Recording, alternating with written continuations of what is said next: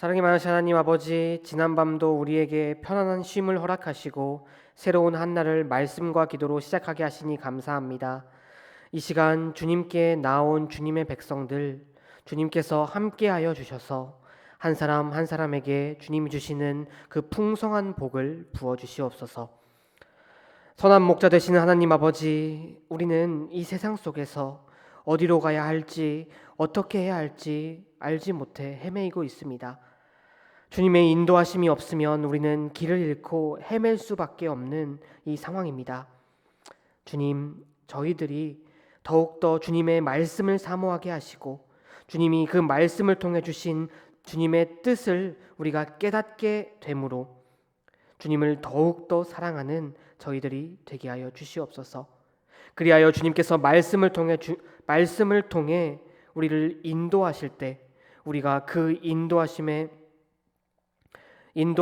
따라 주님과 함께 동행하는 우리들 되게 하여 주시옵소서. 주님, 이 시간 주님께 우리의 모든 기도와 간구를 고하옵니다.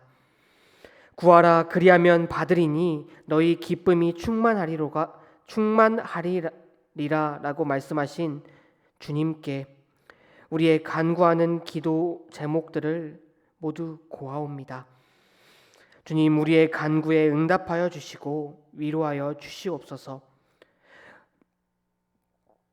그리하여 주님이 주시는 그 놀라운 평강과 평안함을 누리고 주님께 감사의 노래를 부르는 우리들 되게 하여 주시옵소서. 언제나 우리와 함께 하시는 우리 주 예수 그리스도 이름으로 기도드립니다. 아멘. 이 시간 함께 찬송가 455장 함께 찬양하도록 하겠습니다.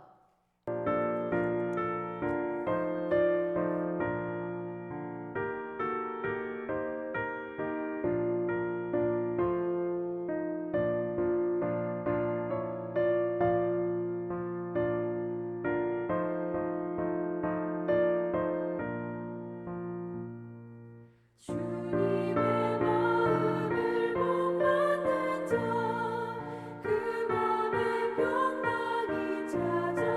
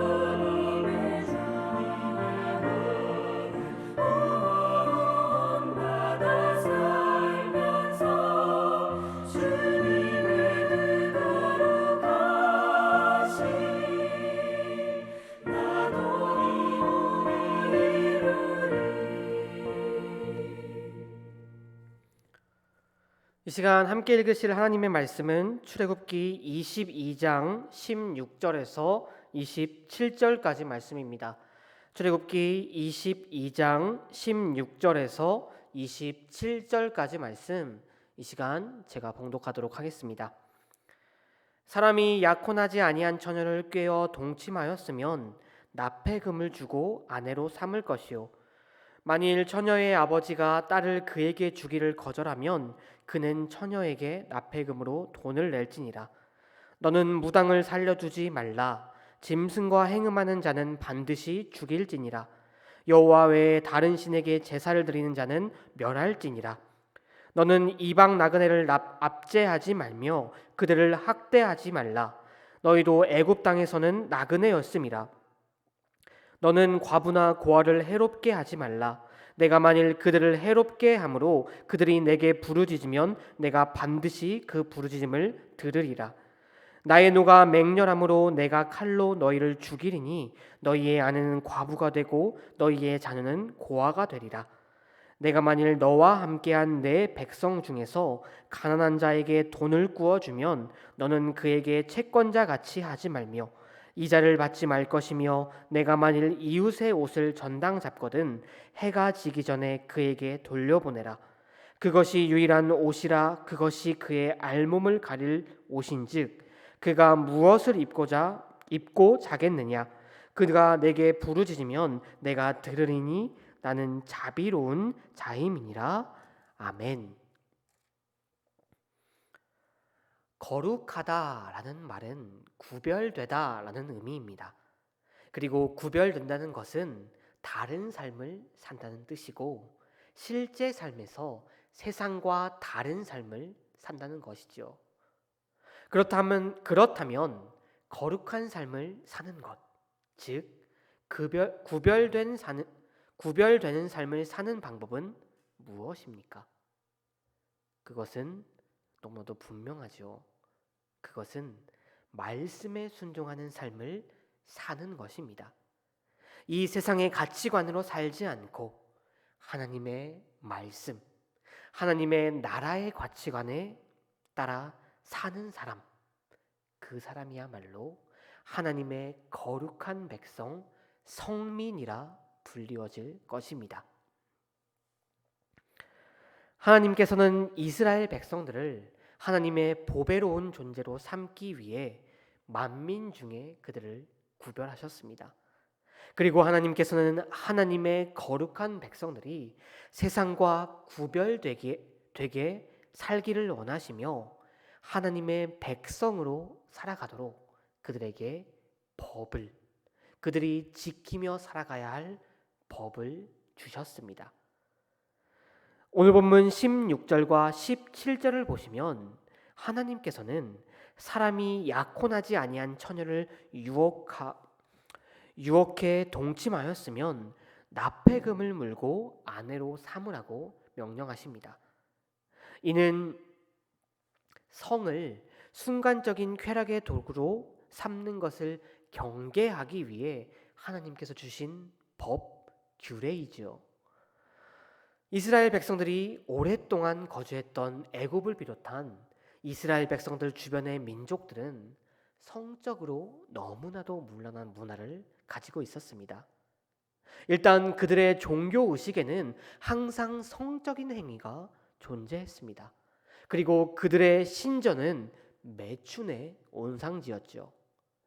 하나님께서는 하나님의 거룩한 백성들이 그런 타락한 문화와 구별되기를 원하셨습니다.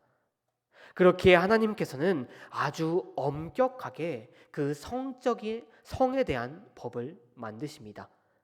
처녀와 동침하였을 때 납폐금을 물고 아내를 정확히 삼으라고 명령하십니다.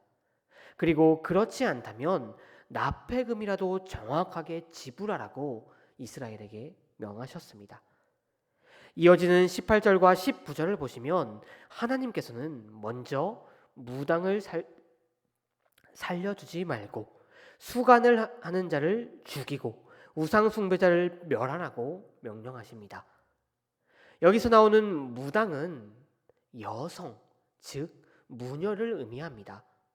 하나님께서는 이렇게 여성 무당, 그러니까 무녀만 콕 찍어서 죽이라고 명하신 것은 이 고대 근종에서 점을 치고 예언하는 무당은 거의 대부분 여성들이었기 때문입니다. 무당들은 사람의 영혼을 미혹하는 사람들입니다. 그들은 하나님에 대한 잘못된 이야기를 하며 하나님의 말씀을 왜곡하는 자들입니다. 그렇기에 그들은 이스라엘 진영 가운데 무당이 있다면 그 무당을 죽이라고 명령하신 것입니다. 그리고 이어서 하나님께서는 동물과 관계 맺는 자들을 수관하는 자들을 죽이라고 하십니다. 사실 이 고대 근동 지방에서 수관은 만연하는 것이었습니다. 그들은 신성하다고 생각되는 동물들, 그 동물들과 관계를 맺으면 자신들도 그 신성함을 넘겨받아서 신성해지거나 또 그 동물이 갖는 그 힘을 얻을 수 있다고 믿었습니다. 이러한 더러운 행위는 하나님의 형상을 닮은 인간을 짐승으로 떨어뜨리는 너무나도 더러운 행위죠. 이 행위는 창조 질서를 무너뜨리는 범죄 행위입니다. 그렇기에 하나님께서는 이런 수간을 행하는 자도 죽이라고 명령하십니다. 마지막으로 우상에게 제사를 드리는 자는 멸하라고 명령하십니다. 거룩한 삶, 구별되는 삶을 사는 것이 아니라 다른 민족들과 다른 이들과 똑같이 사는 것이기 때문에 하나님의 뜻을 전면으로 거부하는 자이기 때문에 하나님께서는 그를 멸하라고 가장 강한 표현을 사용하셔서 그들을 멸하라고 명령하셨던 것입니다.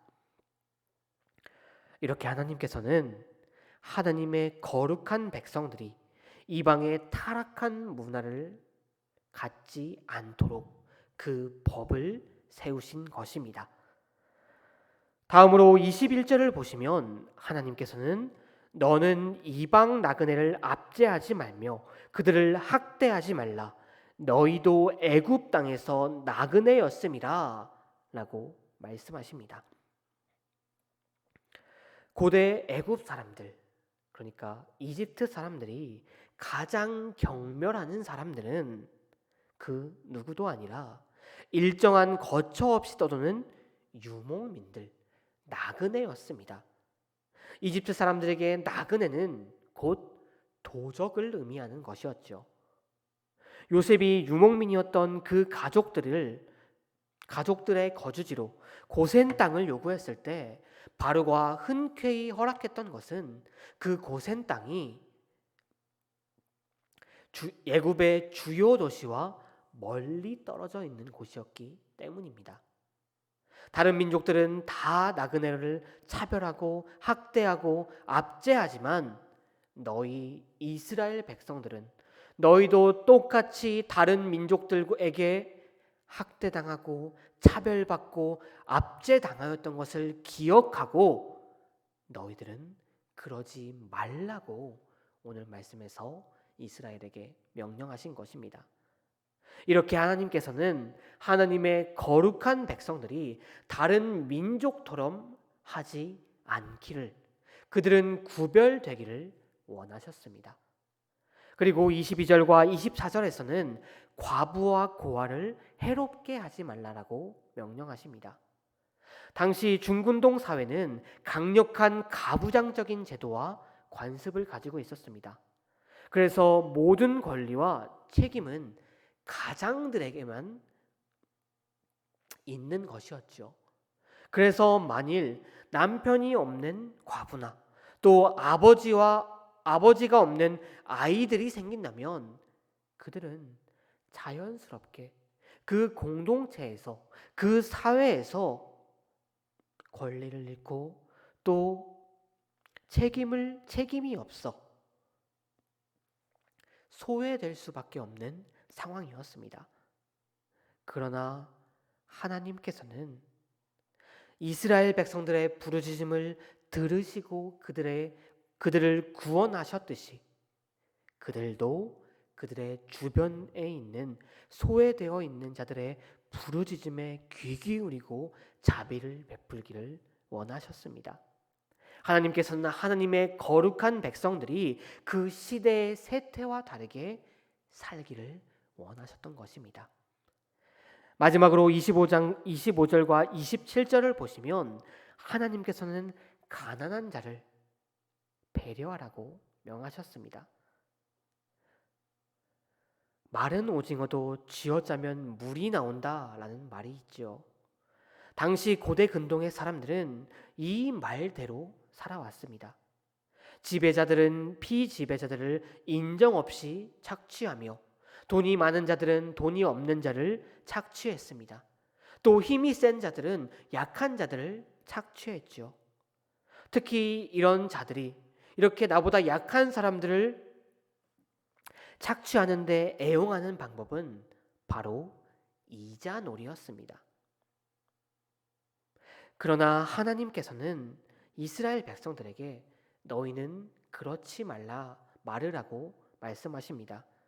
하나님께서는 이스라엘 백성들이 서로 이자를 받지 말게 하셨으며 또 옷을 전당받고 돈을 빌려줬더라도 해가 지기 전에 돌려주라고 명하십니다.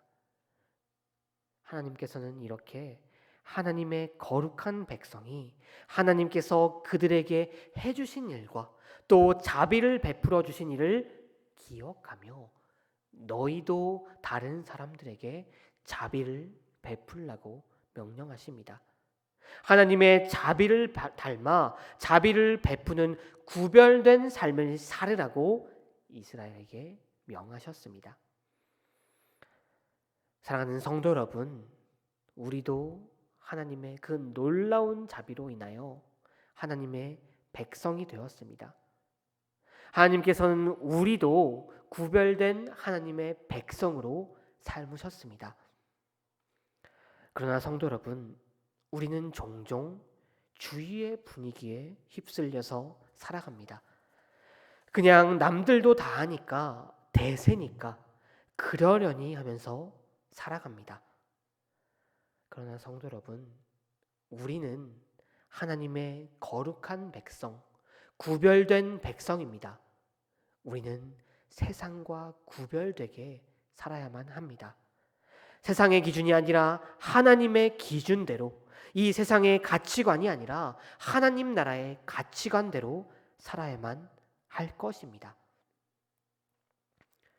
우리의 신앙은 결코 세상의 분위기에 휩쓸려서는 안 됩니다. 우리의 신앙은 휩쓸려서는 안 될 것입니다.